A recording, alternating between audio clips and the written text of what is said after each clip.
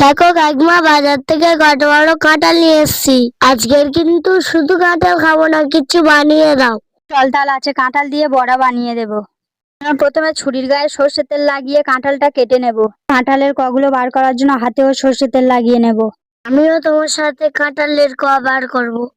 আয় তাহলে দুজন মিলে কাঁঠালের কগুলো সব বার করে নি। চলো দুজনে একটা করে খেয়ে দেখি। খেতে কেমন এবার বল। আমি তো নিয়ে এসেছি, এবার তুমি বলো। আমি তো কাঁঠাল লাভার, আমার যেমন তেমন কাঁঠাল দিলে খেতে ভালো লাগে, তার মধ্যে তো এটা আবার মচমচে কাঁঠালের দানা বার করছো কি করবে? কাঁঠালগুলো মিক্সিতে দিয়ে পেস্ট করব। কাঁঠালের গন্ধই বোন ওর চলে এসছে, ওর দুটো খেতে দাও। দেখ, বড়া করার জন্য কাঁঠালটা পেস্ট করে নিয়ে চলে এসেছি। এবার একটা ব্যাটার বানিয়ে নেব। 2 বাটি ময়দা, 1 বাটি সুজি, 1 বাটি চিনি, কিছুটা এলাচ গুঁড়ো, কিছুটা মৌরি, 1 বাটি নারকেল কোড়া, সামান্য নুন ও কাঁঠালের কাঠটা দিয়ে ভালোভাবে মাখিয়ে নেব। এই ব্যাটারটা খুব মোটা হয়েছে, এইভাবে বড়া বানানো যাবে? জল দিয়ে আরো ঢিলে করে ব্যাটারটা ভালোভাবে ফেটিয়ে নিয়েছি।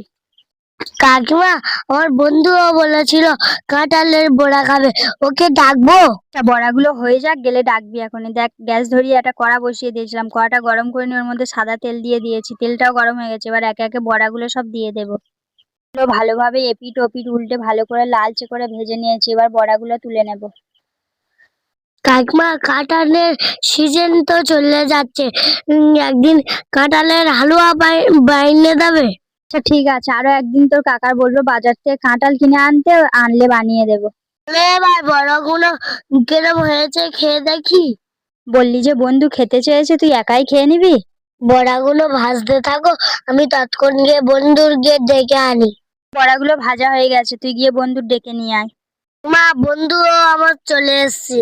আচ্ছা বস, খেয়ে বল কেমন হয়েছে। কাকিমা, এত সুন্দর বড়া জীবনে প্রথম খাচ্ছি।